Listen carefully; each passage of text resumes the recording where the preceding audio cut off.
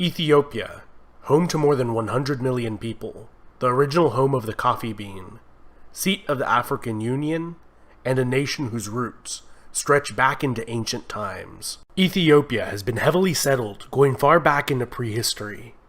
Da'amet is the earliest known kingdom in this region, and was a contemporary of ancient Egypt and Nubia to the north.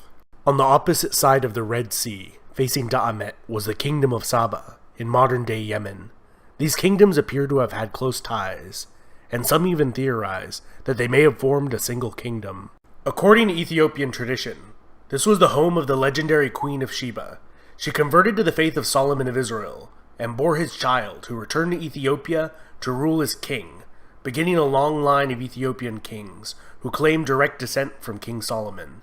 The Ethiopian Church today maintains the Ark of the Covenant was brought to this ancient kingdom during this period, and is being kept safely there under guard for more than 2,500 years. For unknown reasons, Da'amet gradually eroded into several city-states and successor kingdoms around 400 BC. One of these, Aksum, would evolve into the first well-documented great power to rise in Ethiopia, and was able to unite the northern Ethiopian highlands beginning around the 1st century BC, where they established bases on the Ethiopian plateau, and from there expanded.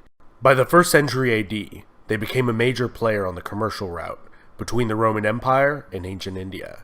A notable Persian religious figure and scholar of the time regarded Aksum as one of the 4 great powers of his day, alongside Persia, Rome, and China. To facilitate this booming trade, the Aksumite kings minted large amounts of gold currency that became widely used and have been found throughout the Mediterranean to India. Around 325 AD, the king Ezana converted to Christianity, making it the state religion, and was also the first state to ever use the image of the cross on its coins. Ezana campaigned against the kingdom of Kush to the north, as far as the borders of the Roman province of Egypt, and is believed to have been the reason for that 1,000-year-old kingdom's collapse. Included in his many titles were King of Kings, King of Saba, King of Salhen, and King of Himyar, which are all in modern-day Yemen, indicating that he either controlled or annexed these kingdoms, or perhaps they were merely tributaries. The kingdom of Aksum would reach its apogee during the reign of King Caleb, who invaded the Arabian Peninsula in 520 with a vast army against the Jewish king Yusuf of Himyar, who had been persecuting the kingdom's Christian population. 5 years after installing a native Christian viceroy, one of his own Aksumite generals killed the viceroy and declared himself king of Himyar. This general turned king, Abraha of Himyar, is mentioned in the Quran for his failed invasion of Mecca in the year 570. The rise of the Arab Empire would signal the decline and eventual demise of both of these kingdoms. Aksum was completely cut off from any contact with the Christian Roman Empire and the vast revenues generated from Roman trade. The kingdom of Aksum had a slow decline and began to contract back into the highlands. The kingdom of Alodia formed on its northern border and converted to Coptic Christianity and spoke a Nubian dialect, in contrast to Aksum's Semitic dialect and script, used since the days of Da'amet in the 9th century BC. According to Ethiopian tradition, around the year 1000, a female pagan warlord overthrew the kingdom of Aksum, laying waste to the land, burning ancient churches to the ground, and hunting down all members of the royal family of Aksum.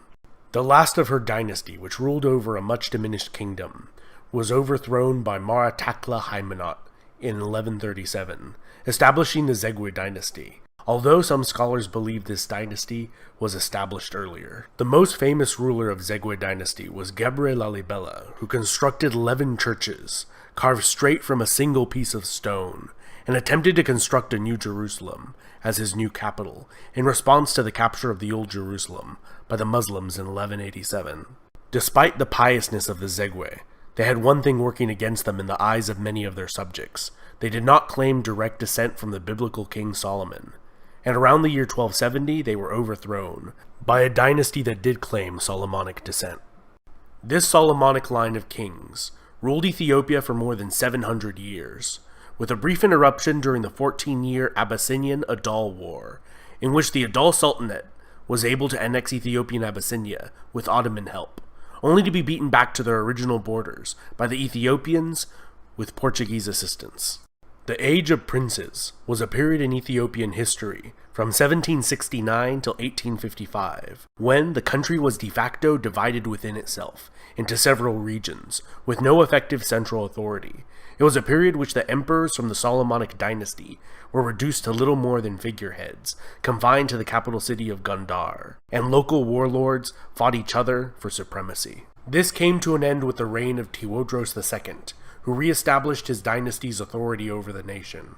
However, this respite was short-lived, and he would commit suicide instead of being taken prisoner by a British expedition. The British would sack the Ethiopian capital and carry the Solomonic dynasty's crowns and treasure they had accumulated over the centuries back to Britain. Ethiopia's troubles were not over, and in 1874, the Ottoman-backed Ismail Pasha of Egypt invaded Ethiopia with the goal of creating an empire that would include the entire length of the Nile River. His sizable army included a large number of recruited American and European officers. The Ethiopians had been working hard on organizing and modernizing their military since their experience against the British, and were able to utterly defeat the Egyptians in 2 decisive battles. The Ethiopian Emperor Yohannes would die in battle against a Sudanese raiding force 13 years after defeating the Egyptians. His successor, Menelik II, would expand the Ethiopian Empire and defeat a full-scale Italian invasion. The technologically superior Italians were decisively defeated in a bloody war that they expected to be a casual affair. 40 years later, masterminded by the Italian journalist turned dictator Benito Mussolini, the Italians invaded again, this time sending an overwhelming force of approximately 500,000 men, 600 aircraft, and 800 tanks. Despite this, the war was still a long and bloody affair. The Italians gained little from the annexation and committed widespread atrocities against the Ethiopian population, which they never fully managed to control. Ethiopian Emperor Haile Selassie returned to Ethiopia from exile in England to help rally the resistance.